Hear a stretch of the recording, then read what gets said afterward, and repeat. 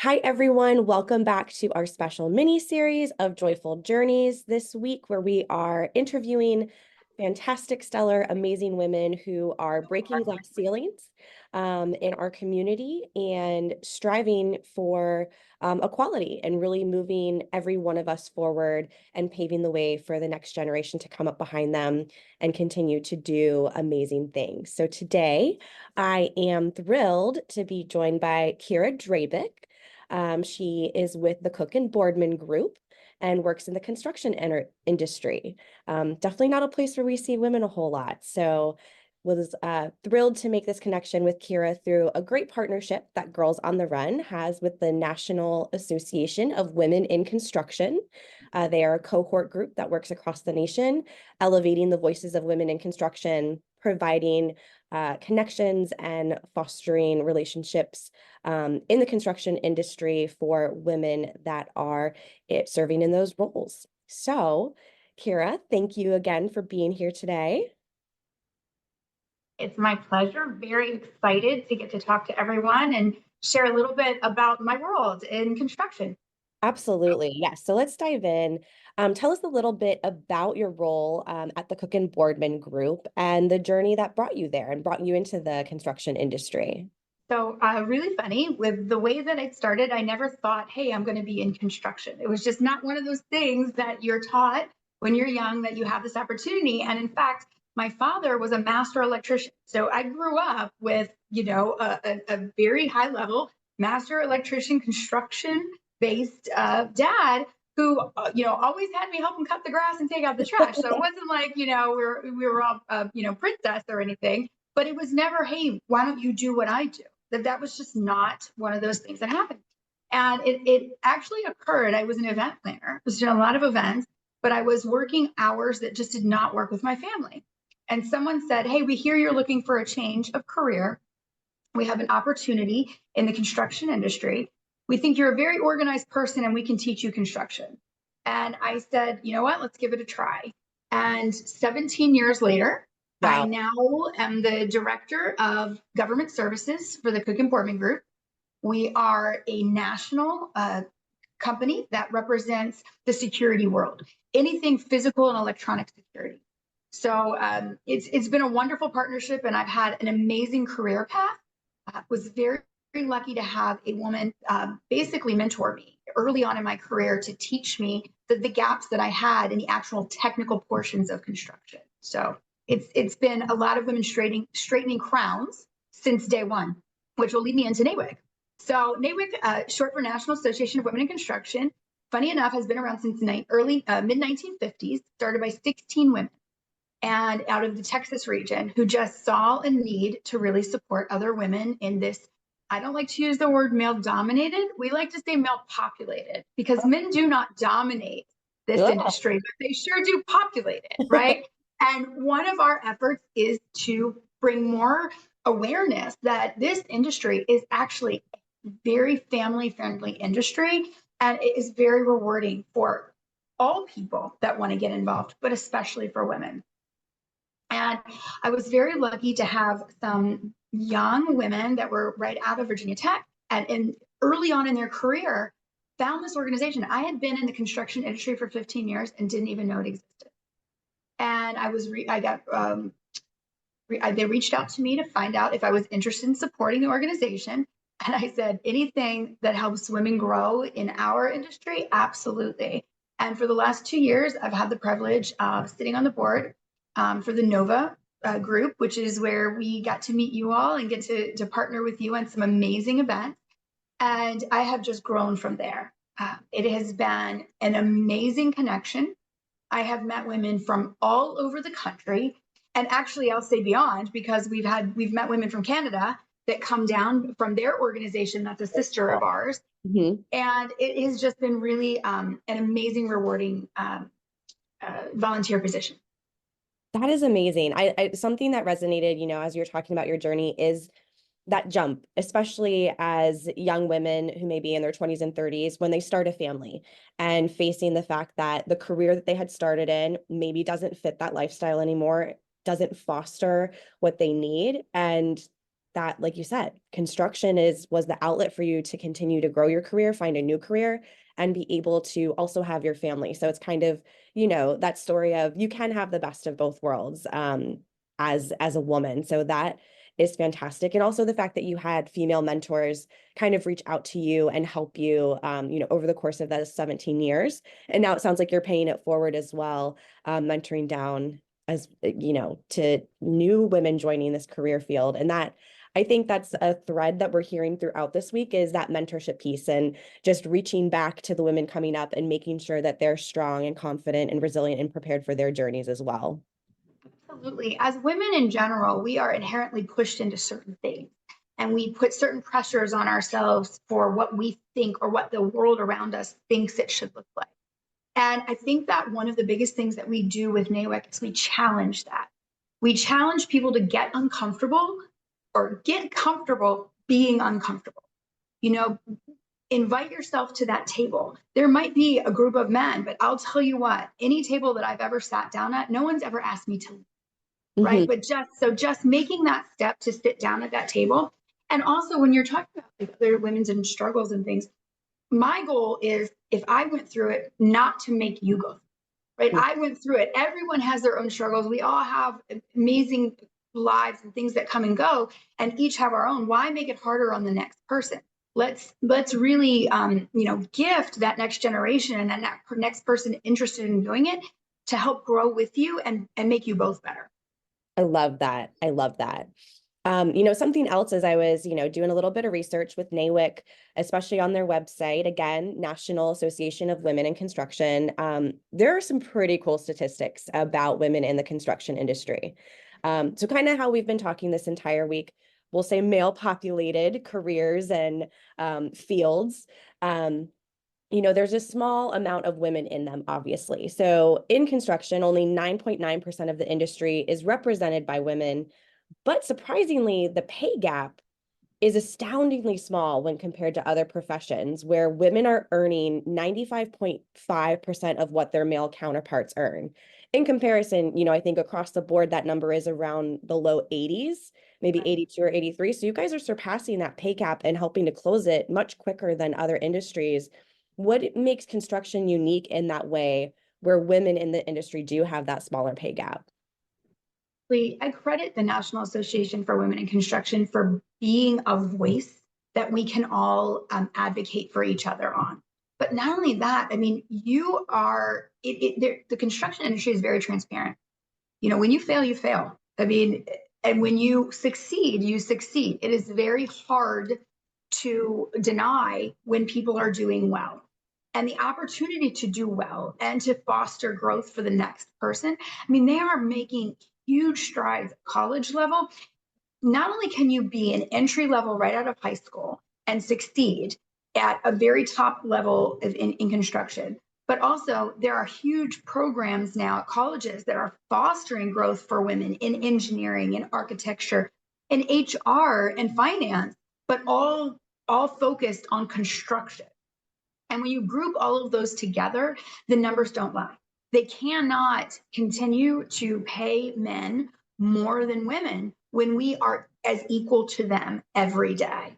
And again, we're on even playing grounds. Most of our reviews and our KPIs are now the same. So that senior project manager that is running a project that's a male versus that senior project manager who's running a project that's a female, you're held to the same standards. And at the end of the day, the numbers are what speak, and you are kind of in control of your own salary when it comes to that, because you're and I don't like to say your worth is defined by salary. It's not. That is far from what I'm saying. But you cannot deny numbers when they speak volumes about the success women are having in the construction industry. My goodness, we are some multitasking, amazing women. And that is what the construction requires. It's a big skill set for us. I'll give a shout out. One of our board members, Esther, works in construction for a major firm up here in Northern Virginia. And like you said, that attention to detail, that go-getter personality, like everything you're talking about, I'm like imagining in her. And I see it in every time I speak with a woman from the industry. So that, I mean, it's truly amazing. And that transparency piece, like you mentioned, of course, like you said that. And I'm like sitting here like, oh, light bulb moment. Yeah, you can't deny. So hopefully we can find other industries where we can make those successes, like you said, as transparent as they seem to be in construction. Yeah, I will say too, I mean, I've been in this industry 17 years, and I'm not going to tell you that every interaction that I've had with men in the field, especially on the actual construction site, Yep. and let alone at the boardroom, has been positive. But what I will tell you is that I've had more positive moments over the last 17 years than negative. And that what I will tell you is that when you bring attention and you educate men and your counterparts on how you feel and what you're doing, and I'm not talking about feelings like you would think. I'm like, when you just say, hey, do you know that when you spoke over me or when you did this, this is what it does in retrospect. And when you have those conversations, it fosters change. And I think that this industry is welcoming change. We are incredibly innovative. The technology that we're using, I mean, there's just no time to be stuck in years past where status quo was accepted. Yeah. Status quo is no longer accepted. And I will tell you that 99% of the leaders that I meet want the growth that we want as well. That's amazing. That's amazing. And it's so positive to hear, especially when we're thinking about potentially the next generation, like you said, the girls that are in college right now, those young women, all the way down to the elementary schoolers that will be hitting those college courses, in the next decade or so.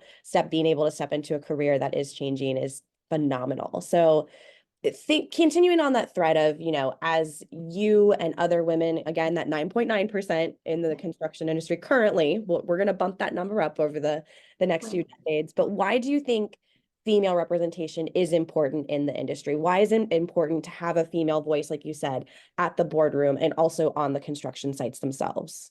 Perspective.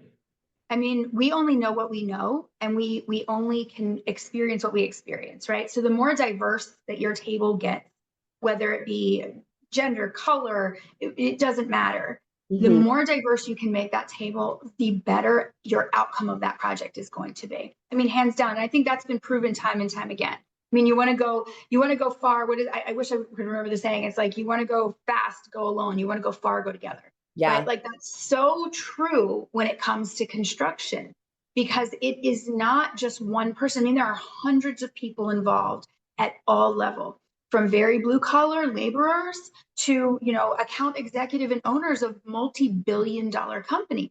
And we are all tasked with working together. So when you can have more diverse perspective, male, female, Black, white, Hispanic, I mean, when you can bring people to the table, and now with the technology, just like we're using right now, Yeah. I mean, we can have meetings with people in complete different countries and be, collaborating with them. And that's what makes every project so unique and special. But I'll tell you, construction, you have to think about it in this way also.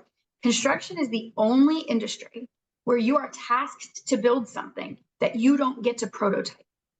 You have to get it right the first time. Yeah. So you could have a multi-million-dollar project.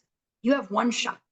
So if you don't surround yourself with the best people in your industry and the most diverse perspectives, you are selling yourself short on that objective. That's so true. And it's resonating with me a lot because diversity is a really big value here at Girls on the Run. One of the things we celebrate is the differences in us and how those differences actually make us connected. And I think the way you just spoke to perspective and collaboration, teamwork, and how diversity plays into that is it's powerful. Yeah, it is.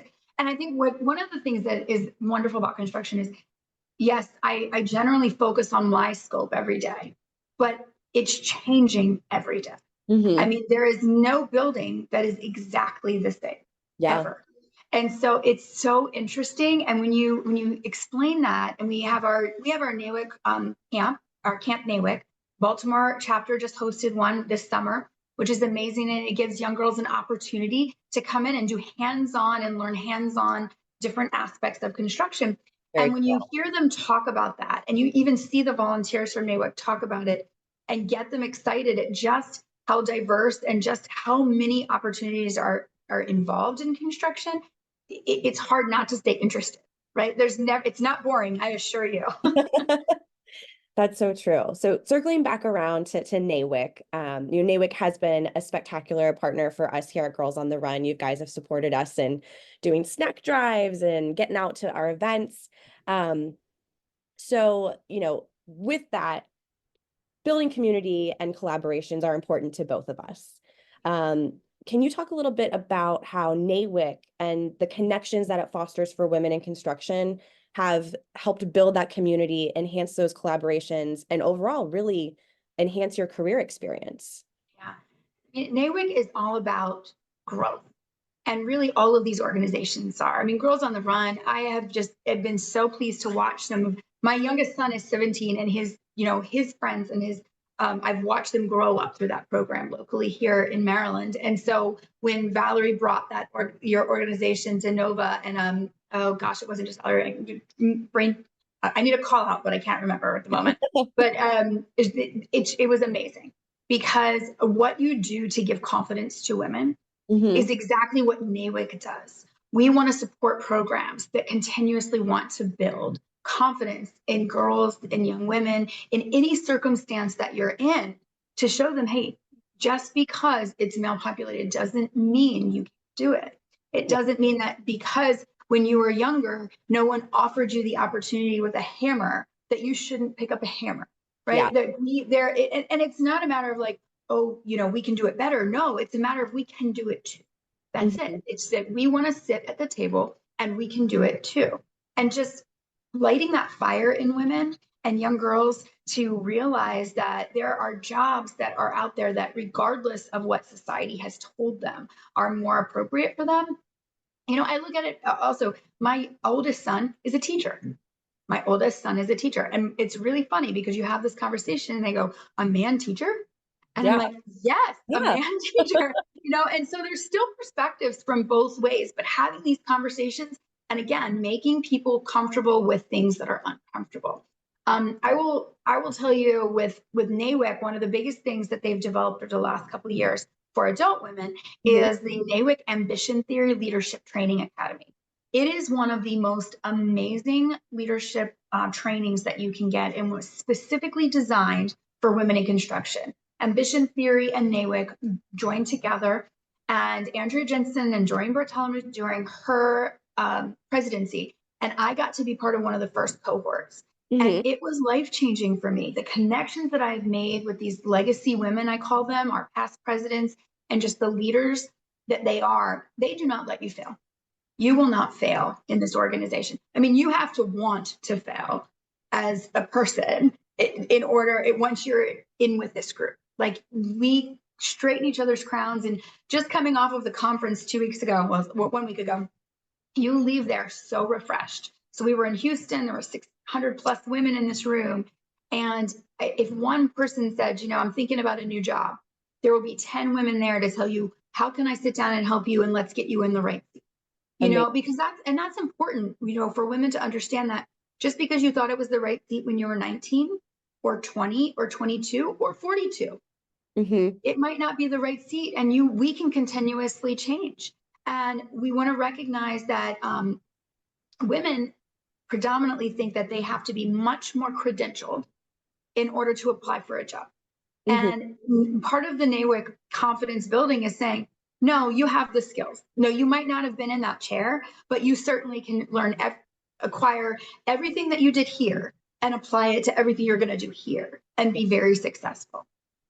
That's so important, especially in this day and age where I think there is a lot of kind of like we were talking about, but at the top, there are a lot of women reanalyzing their career. And does it make sense for me right now? Am I happy? Asking themselves a lot of, life questions that are important and needing to answer them. And I love that you said, straightening the crown and just fostering those connections and always being willing to step up and help. I think an organization like NAWIC is so important in an industry like construction, because you open the doors to be able to support each other and to be able to help somebody facilitate that life change confidently and empowered. It's truly amazing. I just love how much NAWIC and Girls on the Run are aligned. you and I both knew this going into this Yeah. conversation, but I hope our listeners are getting that as well. So, Well, and this year's theme, Karen Hagar, our president this year, she just actually we just transitioned to our new president, Kelly Oss, but Karen Hagar, her theme this year was keys to our future. oh, love Right. that. Like, and for me in the security world where I do keys, literally, I was like, this is the best theme ever. But it's so true because every single person that's there, I mean, you see these women who have these legacy red jackets who have recruited member after member, and they have been a part of this organization 20, 30, 40, 50 years at this point. It is it's just amazing.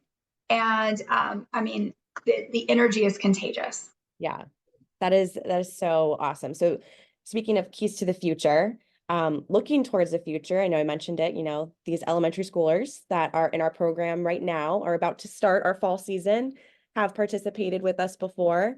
They are the future. They're going to be in college in the next decade or so. They're going to be entering the workforce before we know it. So what advice would you give to, let's say, one of our elementary or middle school participants listening in to this episode about exploring a career path where female representation is still growing, like construction, the male populated industries, but we know that number is going to continue to grow? What advice would you give to them? If you are interested in it, lean in. Women will be here to help you along the way. Men are catching up very quickly, but lean in. If there is something that interests you, even a little bit, or you have a passion for it, but just because people that are in that industry don't look like you be the groundbreaker. You be the person that brings everyone through that door. Do not be afraid to walk through a door. Keep walking through the doors and just try it. Do not hesitate if something brings you passion and joy or that you are interested in, because the right people will help you open those doors. It's amazing. I love that. I love that door opening and just chasing those passions and those interests. I think a lot of times we have these passions and interests, especially when we're elementary schoolers, when our dreams of the world are so big. And then over time, society wiggles its little way into our subconscious of, oh, maybe I shouldn't try that. Maybe I should go a safe route. I love that. Continue to be groundbreakers. And again, it's me being door focused, right? Security openings focused. But I joke that when I say I don't ever hit a wall. I hit a locked door and I just got to find the right key. And that's what I want these girls to know, that door might not be open right this minute, but we'll find the right key. We find the right key and you will never have to worry about a locked door again, ever. That is fantastic. Well, Kera, thank you so much for spending time with us and being a part of this very special series. We are so grateful to you for your time today. We are so grateful to all of the women at the National Association for Women in Construction, especially our Northern Virginia chapter, who supports us so wonderfully throughout the year. So again, thank you for your time and your wisdom sharing and, quite frankly, your inspiration. It was such a pleasure. And to all the girls starting their fall, what do you call it? A semester? Is that the fall season? The fall season. Yeah. When you're at your fall season, don't stop running. Just keep going. Don't stop running. Awesome. Love that analogy. Have a great day. Thanks, Kera. Okay. Bye.